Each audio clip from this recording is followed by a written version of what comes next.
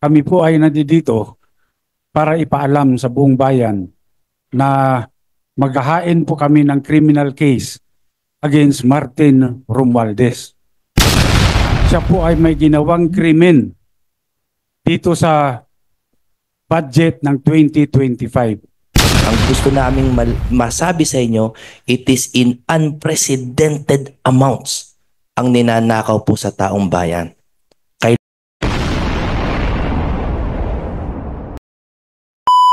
Magandang umaga po sa atin. Kami po ay nandito para ipaalam sa buong bayan na maghahain po kami ng criminal case against Martin Romualdez.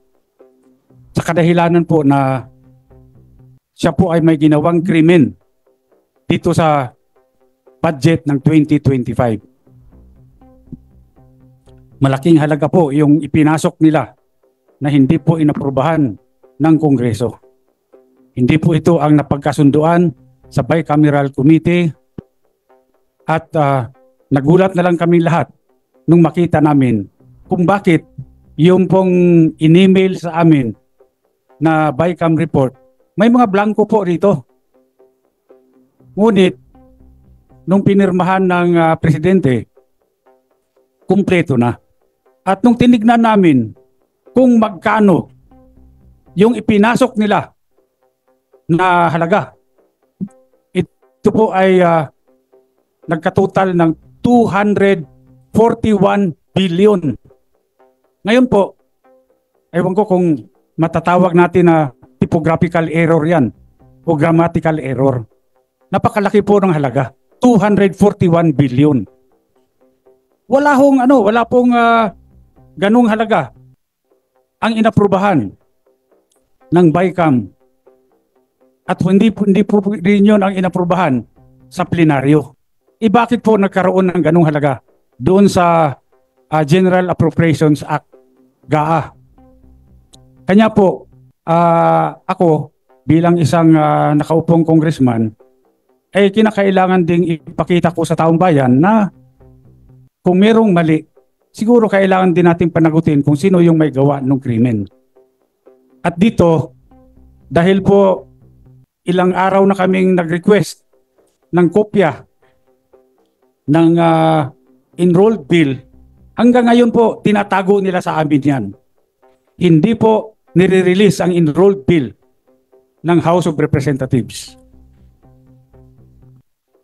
Ako nagpapasalamat sa lahat na kayo po ay nandito ngayon at upang malaman po, tulungan nyo kami para malaman ng sambayanan kung ano pong mga kalukuhan ang ginagawa dyan sa Kongreso. Okay. Okay.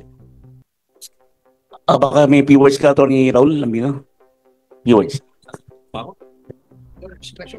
Well, tama po yung sinabi ni former Speaker Bebot Alvarez. Kasi maliwanag naman na dapat yung Bicameral Conference Committee report ay i-approve yan ng House at i-approve din yan ng Senate.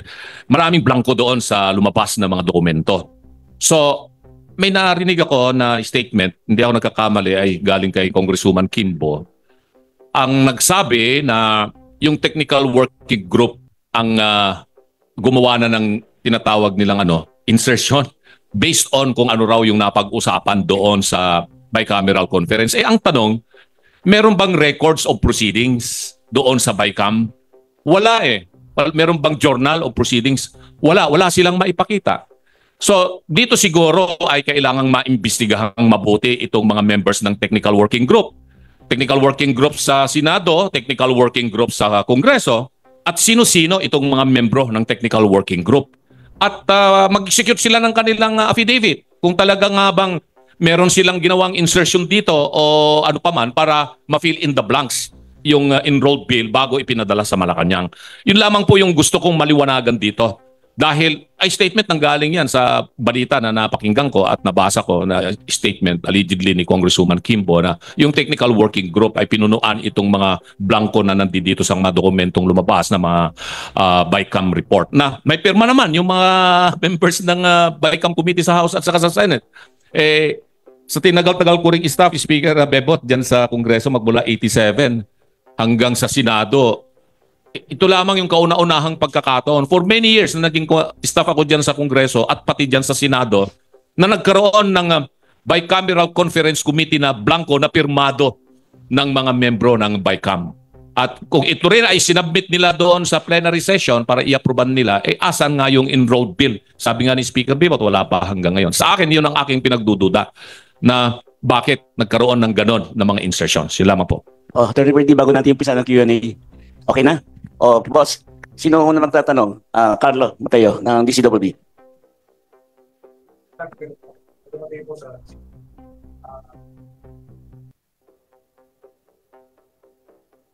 Speaker, former Speaker, ano po yung particular na kaso na isasampa? At sino-sino pa po ang sasampahan ng kaso bukod kay Speaker Martin Romualdez? At kailan po ito isasampa? Sa aking pagkaalam, no, pwede akong i-correct ng aming mga abogado rito kung meron akong makaligtaan na pangalan. Number 1, siyempre si Martin Romualdez. Pangalawa, itong si Saldico. Pangatlo, itong si Majority Leader Manix Dalipe ng Zamboanga. Bakit sila? Dahil po, una, wala pong nangyayari sa House of Representatives na hindi po alam ng Speaker of the House of Representatives. Lahat po yan may basbas ng Speaker. Wala pong gagalaw dyan kapag hindi po sinabi ng Speaker. Kaya nga po dito, sigurado ako, itong si Martin Romualdez ay talagang siya ang may pakanan nito lahat. Siya ho ang author nito. Ngayon, siyempre ako gusto ko rin magpasalamat kay Congresswoman Stella Kimbo. Dahil kung meron mang tunay na bayani dito, si Congresswoman Stella Kimbo. Dahil siya mismo ang umamin na maraming blanco ang BICAM report. Ngayon, bakit nagkaroon ng 241 billion na additional budget doon sa GAA na pinirmahan ng Pangulo? Ngayon, yung mga media, pwede rin nyo rin mag-request. Request nyo sa Kongreso kung mabigyan kayo ng kopya ng enrolled bill. Bakit mahalaga ang enrolled bill? Kasi dito natin makikita kung ang enrolled bill ba ay faithful reproduction kung ano yung inaprobahan ng Kongreso sa plenary. Dahil kung ito ay magkaiba, ay malaking problema yan. Hindi nila nilalabas yung enrolled bill. Ako may suspetsa. Anong problema? Ba't ayaw mong ilabas? Problema dyan, kung walang enrolled bill, yung liability magsishift, mapupunta sa Office of the President. Pinirmahan niya, walang enrolled bill. Sino naglagay ng blanco? Di sila. Kaya malaking problema. Siguro mabuti ilabas na nila yung enrolled bill para naman makumpare natin. Tama ba yan? O pareho ba yan? Nung inaprobahan ng BICAM, inaprobahan ng plenary. Okay. May dagdag ko lang sa laki ng problema nila, palagay ko that is the reason why sinulong nila kahit kapos na yung oras ng impeachment para matabunan ito, para yun ang pag-usapan, para yung oposisyon ang nasa defensive instead of us being on the offensive. Pero hindi po natin bibitawan ito kasi napakalaki talaga, 241 billion. Kaming mga ordinaryong tao, we cannot even begin to wrap our heads around that figure. 241. Kaya kami ni Mr. Magpantay sa Citizens Crime Watch we joined hands with Speaker, with Attorney Raul Lambino, with Attorney Jimmy Bondoc para isulong po ito at sa Monday po ay ipafile po namin sa City Prosecutor's Office ng Quezon City itong criminal case na ito because this is falsification of legislative documents which is a crime. Krimen po ito. It is a crime not only under the revised penal code but in view of the amount involved, it is a crime against the Filipino people. Okay. Hello, good morning po. Noel po ng PTV News. Attorney Topacio, clarify ko lang kailan niya ipapasa yung pag-file, anong date? Sa Lunes po, itong darating na Lunes, February 10. Kung hindi ako nagkakamali, ako ay tama. Kong Alvarez, you have mentioned earlier that yung mga blank was filled out by the TWG of House of Representative and Senate. So do you have the names as well, sir? I-include mo rin ba sila sa pag-file? Mapapasama yan sila siguro sa Jando.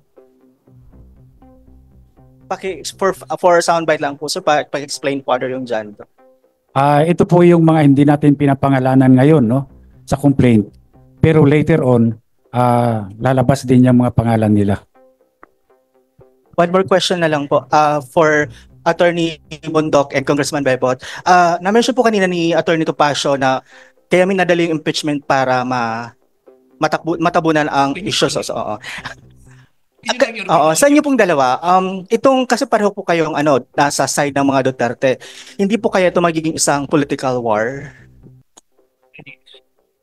Una po sa lahat, gusto ko rin linawin talaga na ito po ay hiwalay sa aking pagiging kandidato, no, tong filing. I am acting in my capacity as National Officer of the PDP Laban dahil ako po ay chairperson ng arbitration committee ng PDP Laban. So I'm really on the legal team of PDP, no? So needless to say, siguro lagi namang may political aspect ang mga ganito, but we are really fighting against the corruption here that is nasa institusyon, no? Wala po itong kinalaman sa politika. Very little to do with politics. Napakalinaw po, as a lawyer, I'm speaking as a lawyer, na lahat po ng elemento ng falsification of legislative documents ay naririto. Dahil yung GAA po, ang problema natin dito is napaka-technical. Kaya hindi po nakikita ng taong bayan yung paglilimas ng kaban natin. Ang trabaho namin dito in filing the case ay para bigyan ng ilaw, no, ng liwanag kung ano ba yung specific mechanism ng korupsyon at kung paano nililimas. Kasi lahat tayo ginagamit yan no, yung terms na nililimas ang kaban ng bayan. Paano? Ito po sinasabi namin kung paano ginagawa. And now, sabi nila matagal nang nangyayari yan. Ang gusto naming masabi sa inyo, it is in unprecedented amounts ang ninanakaw po sa taong bayan. Kailangan po maging malinaw yan. Gusto ko lang linawin din na itong pag-file namin ng criminal cases, hindi po kasama sa politika ito. Malinaw na mayroong krimen na nangyari. Malinaw na Martin Romualdez, Zaldico, at Mr. Dalipe committed a crime against the Republic of the Philippines. Hiwalay po natin yung politika dito. Mag-focus po tayo doon sa krimen na nangyari.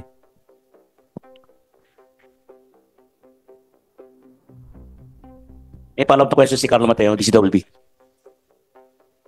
Sir, kahit sino si Sir Jeco magbantay po siguro. Pero ba tayong draft na dyan ng complaint para maipakita natin sa mga mamamahayag yung kung ilang pahina rin po yan?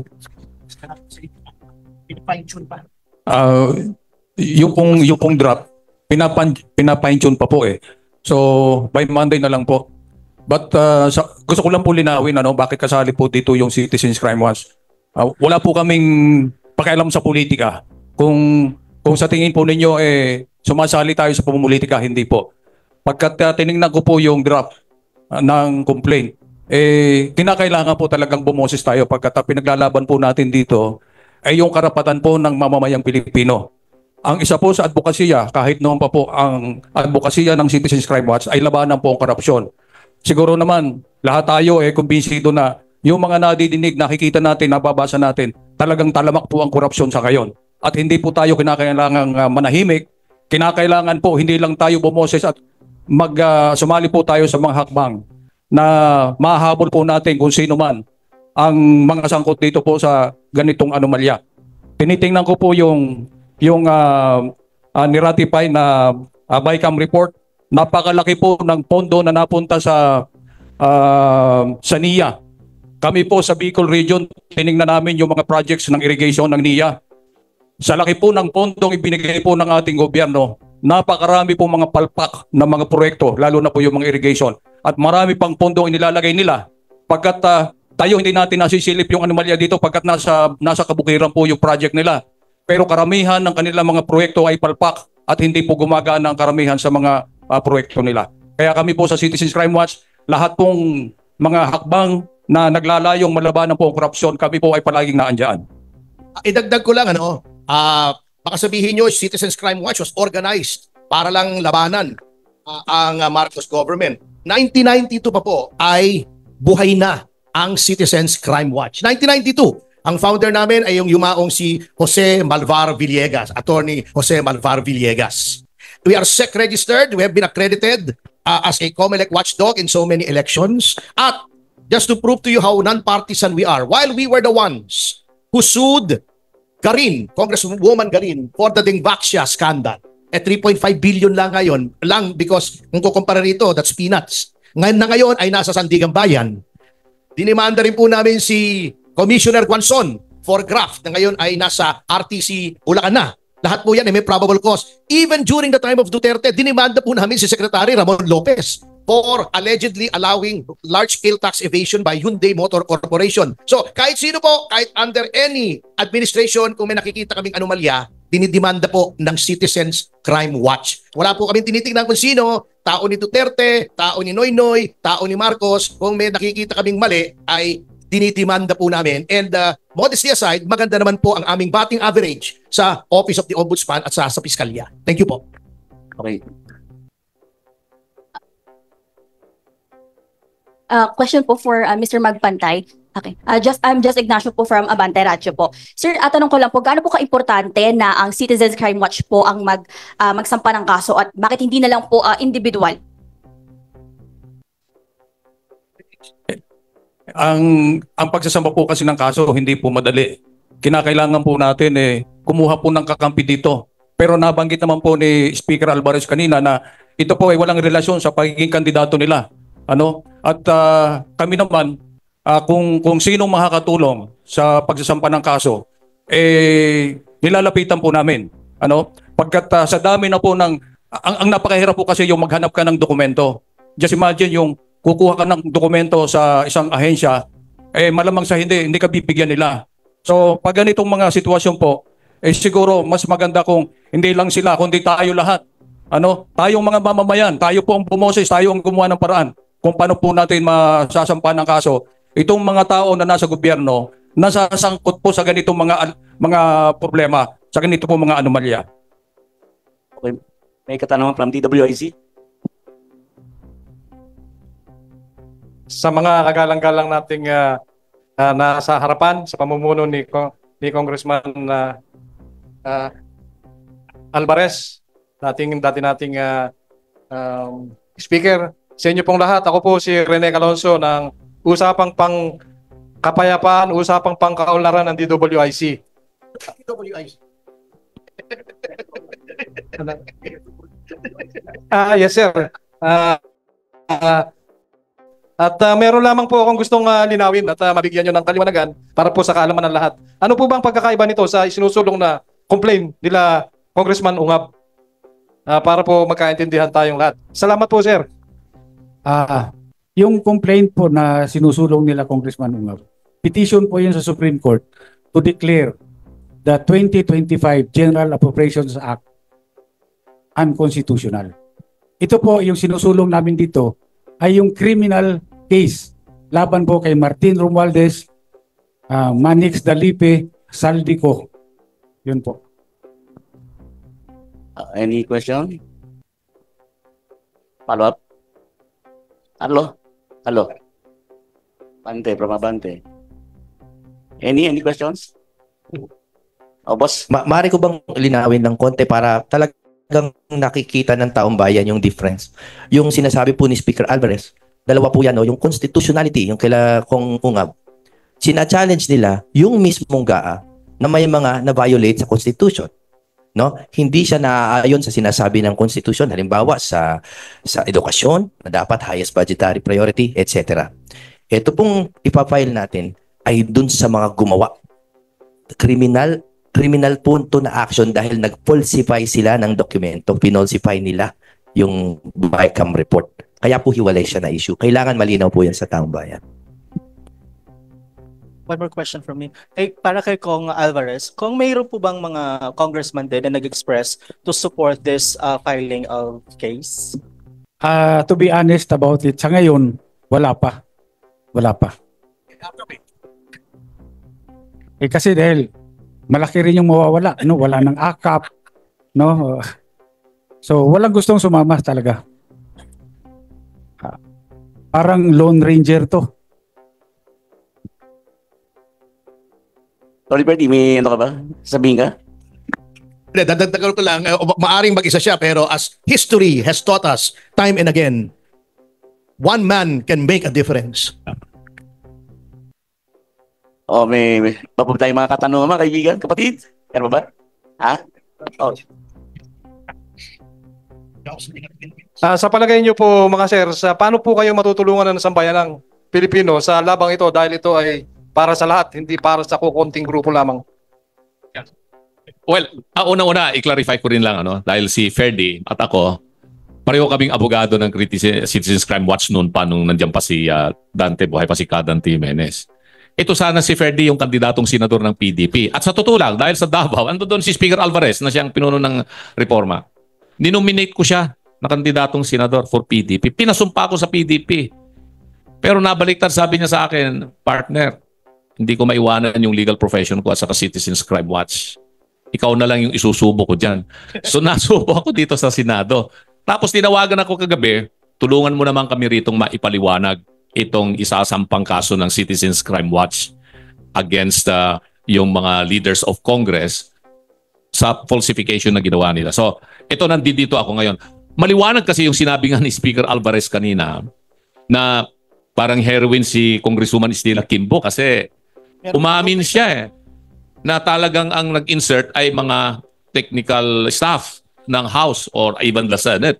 So that is practically already an admission. It's not a confession, but it is an admission under the rules on evidence against interest. Kasi, yes, because there is a question of fact. It's a fact already. No? It's not yet a question of law. Pag confession kasi, question of law na wala nang lilitisin. But she has admitted that indeed, may mga blanco dito sa sinasabing BICAM report. So yun ay maliwanag na malaking basihan ito para umusad itong kaso na sinabi nga ni Attorney Bondoc, falsification of legislative documents.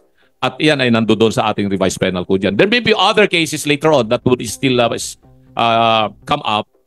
Depende na po yan sa makakalap na mga ebidensya kasi katulad ng sinabi ni Speaker Bebot, ay wala pang binibigay na kopya ng enrolled bill na GAA. At sa akin naman palagay ay importante rin na maimbestiga itong mga technical staff ng Kongreso at saka Senado. Kung totoo nga ba yung sinasabi ni Congresswoman Quimbo na sila yung ministerial function na raw nila na isingit kung ano man yung mga dapat na i-fill in the blanks. Upon the instruction, by whom? Yan ang ating tatanungin. Sino nagbigay ng instructions? Siyempre, alam na rin natin kung sino nagbigay. Nasabi na ni Speaker Bebot. And these are the personalities that will be included in the complaint that will be filed together with the non-identifiable personalities na pinapangalanan ngayon na John Doe and Jane Doe. So marami pang mga pangalan dito na masasama later on. Thank you. O, may katanungan from Manila Bulletin. Teka, liwanag. Gusto ko lang humingi ng clarification kay kay Attorney Lambino. Ano yung sinasabi niyang si Stella Quimboy parang heroin? Ibig sabihin nakaka-addict siya? Anuin mo yun? Kalaruhin mo yun? Ba? Mabigat yun. Hero na lang, hero. Heroin female hero. Akala ko nakaka-addict si Stella O naman mahirap na. Kalaruhin mo yan ba? Ano ba yan ngayon? Ano ba yan ngayon? O, meron pong katanungan din from Manila Bulletin kay Joseph Pedrajas. Saan po pa-file yung kaso and sino yung complainants and respondents? Sino po pwede sumagot? Sino yung complainants and respondents? Ang kasama po ng Citizens Crime Watch dito si Attorney Jimmy Bondoc at si Speaker Alvarez. Citizens Crime Watch po yung complainant. Okay. Sa Quezon City, no? Quezon City. Sa Quezon City Prosecutor's Office po. Bukas po yan, Monday 10:30 ng umaga. Sir, sa ipagpaumanin niyo po at para pong hindi nasagot yung katanungan ko kung paano makakatulong ang mga mamamayan natin sa ating ipinaglalaban at paano kami makakatulong kung sakali. Kami ba ay maghihintay na lamang ng resulta ng legal matter na ito or ano po ang inyong masasabi? Alam niyo po, napakalaking tulong ng sambayan nandito. Unang-una, yung Citizens Crime Watch po, walang pondo yan. Kami po ay kumikilos sa sarili naming kaparaanan. Ngayon, yung moral support lang po ninyo, yung napakalaking bagay na po yun. Pagkat kayo po ang nagpapalakas ng kalooban namin para gawin po ito. Pagkat ang laban po sa korupsyon, laban po nating lahat ito. Ang pinaglalaban po namin dito, ang sambayan ng Pilipino, na tayo po inadadaya. Yung buwis mula sa ating, na binabayad natin sa ating gobyerno, ginagastos po dito sa mga proyektong ito. Pero pag may mga insertion sa mga ganyan, mga patago ng mga proyekto, ay nadadaya po tayo. At kayo po, lalo na po itong mga kasamahan natin sa media, malaking bagay po yung binibigay ninyong suporta sa atin at kami naman ay nagpapasalamat po sa inyo. At yung mga mamamayan natin na nakikinig at nanonood, abay, pagdasal nyo lang po kami, nabigyan pa kami ng lakas ng loob para po ipagpatuloy itong aming ginagawa. In other words, just make noise kung yung mga mamamayan, kasi lahat naman may access sa social media, indicate your disapproval, your disapprobation, your displeasure sa ginawang ito ng majority sa ating House of Representatives na nilagyan yung mga zero. At kung makikita nyo, no, ito sample pa lang ito, ha. Oh, puro soft projects yung mahirap ma-account. Ayan, alam ko ng mga congressmen yan. Katulad dito sa DA, oh. Oh. Hybrid seeds, inorganic fertilizer, di ba yung fertilizer fund scam? Galit na galit sila, ba't nandito na naman? Soil ameliorants, agricultural drone services, ha? Mga soft project ito eh. Madaling ano to eh. Madaling ipad itong mga ganitong projects eh. At tawag ito soft projects as opposed to hard projects na nakikita ninyo. So ewan ko kung bakit si Speaker mahilig sa soft na projects. Dagdagan ko lang, Karen eh. Ang request namin sa taong bayan, wag nyo po sana ibenta ang inyong katwiran. Yun po talaga. Sana maging madiin yan sa inyong mga coverage. Wag nyo po ibenta ang inyong katwiran. Dahilan po, sa yung falsification, crime ang ginawa nila. Krimen. Ngayon, yung mga taong nakakabenepisyo dito, lumalambot ko minsan ng opinion dahil the crime benefits them. Wag po kayo maging accomplice sa crime nitong ating sasampahan ng kaso. Yun lang po. Last two questions. Meron pa ba tayong mga katanungan, mga kapatid? Carlo, meron pa ba, Carlo? Meron pa ba tayo dyan? Boss, final words. Lahat ng gusto magtanong. Attorney Raul Bino na. Lahat, isa-isa. Final words. Message. Ay, gusto kong susugan yung sinabi ni Attorney Bundok kanina na walang politika dito. Kami mga abogado rito, lalong-lalo na sa aming dalawa ni Attorney Bundok dahil tumatakbo nga po kaming senador under PDP Laban. Si Speaker Alvarez naman ay hindi po siya kasama sa PDP Laban. So, although magkakalyado kami pagdating dito sa usapan para mabago po ang ating sistema at yung umiiral na practice po, lalong-lalo na po dyan sa Kongreso at sa Senado. At dagdagan ko rin yung sinabi ni Attorney Topacio kanina na itong mga insertions na ito na lumalabas ito ay mga masahol pa ito kaysa sa yung identified nung araw na pork barrel talaga na 70 million kasi identified na yung 70 million na amount at yun ay yung mga congressmen at mga senador saka lang sila gagawa ng listahan ng kanilang mga proyekto pagkatapos ma-allocate yung 70 million sa ngayon hindi matindi nakakapagtaka eh. Sabi ko nga di ba merong mga niline veto ang Pangulong Marcos, bakit hindi niya bineto itong mga bagay na ganito na ito yung kine-question natin. Kung nag-veto sana siya, dapat ito yung kanyang mga bineto para malinis po yung budget.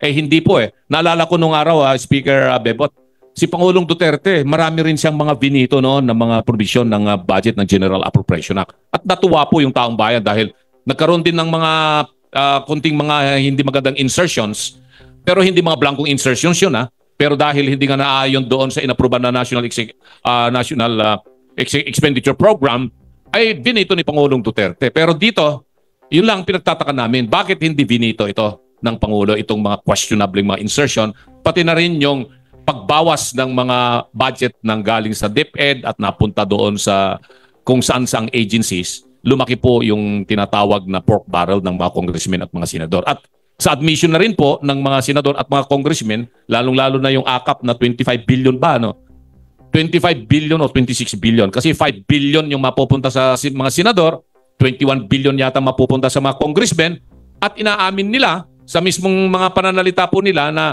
sa kanila yon.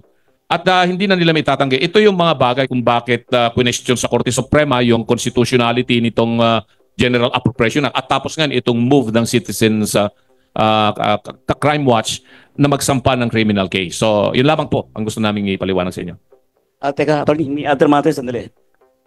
May tanong from ABS-CBN. para kay Atty. Topacio. May we know any update on ex-Congressman Teves extradition to Philippines? Out of topic yata. Pero in general, nasa dili pa po siya. We are awaiting the outcome of our appeal from the order or decision of the Tribunal de Recursos allowing extradition kasi appealable pa po yan doon sa plenary ng Court of Appeals o Tribunal de Recursos ng Republic of Timor-Leste. Anyway, as my parting words, katulad nga ng sinabi ni Speaker, this is a long and lonely fight. Pero alam nyo, aral po ako kay, I don't know if you remember this guy, he was a great man, si Doy Laurel. He used to be the Vice President of the Republic.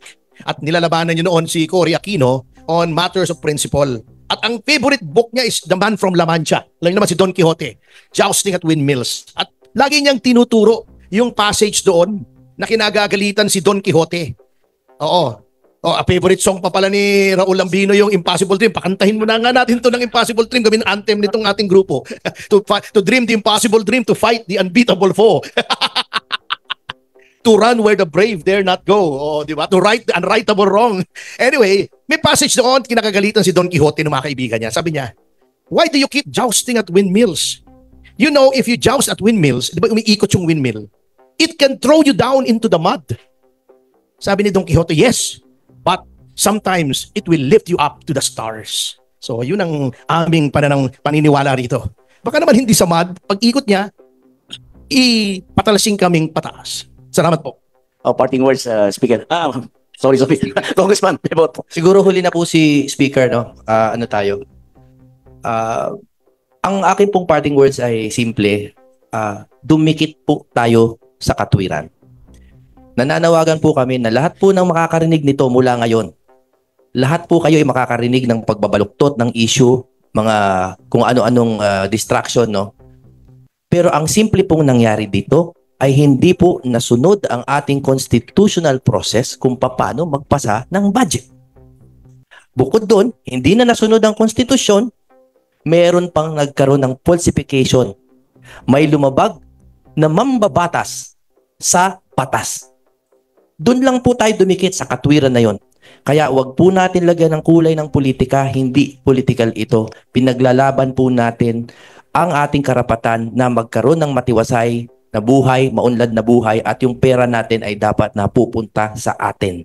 Let the criminals answer sa kanilang ginawang krimen sa laban sa ating bayan. Dumikit po tayo sa katwiran. Mr. Magpantay. Una-una po nais kong pasalamatan ang lahat po mga narito, mga members ng media, at pasalamatan ko rin yung ating mga kasamahan po dito, mga abogado, na patuloy pong sumusuporta sa ating advokasya. At sana po ay ang mamamayang Pilipino ay maintindihan po kami. Ang aking pong organisasyon ng Citizens Crime Watch, ayaw po naming makisali sa politika. Ayaw po naming mamulitika dito, kundi ang aming pong pinaglalaban dito ay ang karapatan po nating lahat. Pagkat ang nakataya po dito ay ang ating pong bansa, ang ating pong mga mamamayan talagang ang paghihirap po natin talagang napakalaki ng ating nararamdaman sa sitwasyon ngayon, lalo na po sa ekonomiya po natin, na ang dami ng mga mamamayan natin na nangangailangan talaga ng tulong. Itong issue na ito sa AKAP, yung marireceive nating 5,000, sa tingin ko hindi man yun makakatulong ng malaki sa pagpapaganda ng buhay ng bawat Pilipino, kundi nakakatulong lang yan, sa totoo lang, sa mga politiko na makapal ang bulsa at makapal ang mukha. So hindi po natin pwedeng payagan na ganito na lamang po ang mangyayari sa ating bansa, pagkat kawawa po ang mga mamamayan nating Pilipino na karamihan sa kanila ay nagugutom, walang hanap buhay. Yung AKAP, ayuda para sa mga kapos ang kita program. Paano naman yung walang kita? Dapat di ba sila yung priority dito? Yung mga walang kita, hindi yung kapos. Lahat naman tayo kapos ang kita. Pero tayo ba'y nabibigyan? Inamin po nila sa Senate hearing na walang panuntunan na sinunod. Wala rin silang listahan. Kami po sa Citizens Crime Watch, humihingi po kami na i-publish ang lahat ng nabigyan ng benepisyo dito po sa AKAP na ito. Pagkat tayo mismong taong bayan ang mag-audit Kung ikaw ay talagang nakatanggap, tatanungin ka namin. Pero ang problema, hindi po nila kayang i-publish yan. Pero hinihingi po namin sa ating gobyerno, lalo na po sa DSWD. Alam nyo, nakakaawa yung mga taga-DSWD. Kapag nagsisisihan na sila, sila po ang nasisisi. Pero wala naman sila magawa pagkat nakagapos ang kanilang kamay. Pag nagbigay si congressman, si senador ng listahan itong priority mo, wala sila magagawa. Si mayor ganun din. Pagkat sila ay devolved sa local government units, pag nagbigay ng listahan yan, wala silang magagawa kundi sundin. So, sila lagi ang nasisisi. And even sa DPWH, kapag nagkakaroon na ng remalaso, nagkakaroon na ng aberya, ang nasisisi yung mga empleyado, yung mga taga-DPWH, pero yung mga politiko na nangingialam sa pag-implement ng mga proyekto, sila naman pag-issue na, pag-kontrobersya na, medyo tumatagilid na, medyo kuha na yan, nagtatago na. Ang laging nasisisi, yung mga taga-DPWH na karamihan dyan, mga karir, pero wala sila magawa. Pagkat kapag sila ay nagreklamo, sila naman siguro isang tawag lang sa sekretary, sabi ni Congressman, palitan mo yan. Sa DSWD ganun din. So nakakaawa po itong mga empleyado natin sa DPWH, empleyado natin sa DSWD, sila po lagi ang nasisisi. Hindi nasisisi yung mga politiko na wala pong inisip na magpakapal ng bulsa.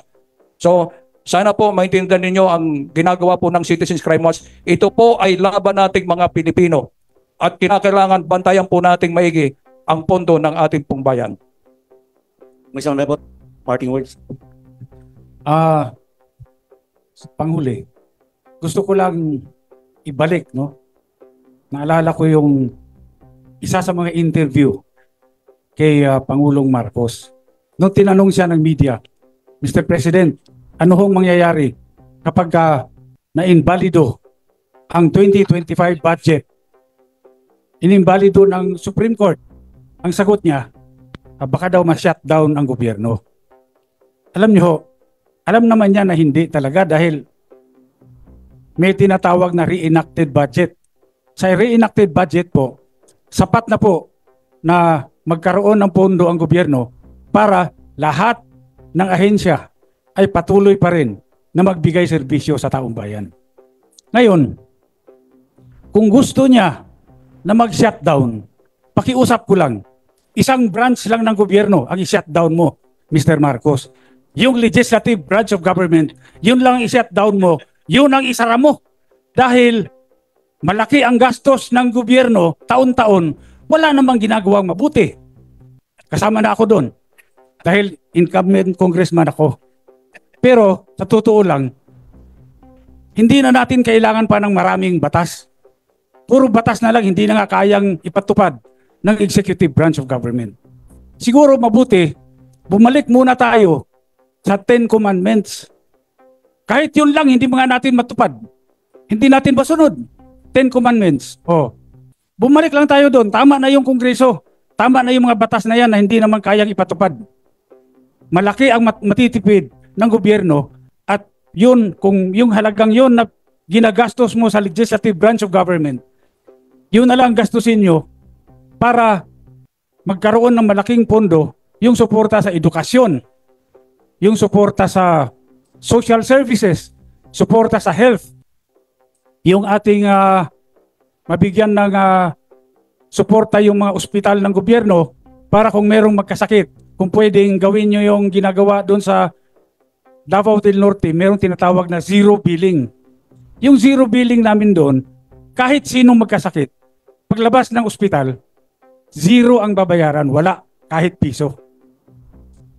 Yun po ang pwede kong ipagmalaki doon sa District 1 ng Davao del Norte.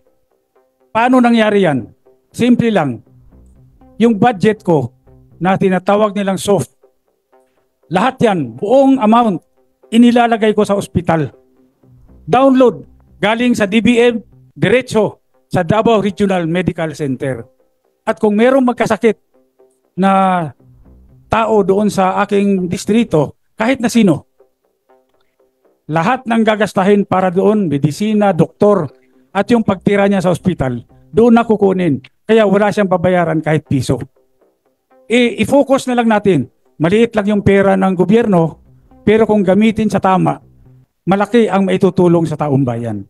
So Mr. President, kung gusto nyong mag-shutdown, pakiusap ko, yung legislative branch of government, yun lang i-shutdown nyo. Okay? Wala nang follow-up ha. Tapos na tayo. Opo to.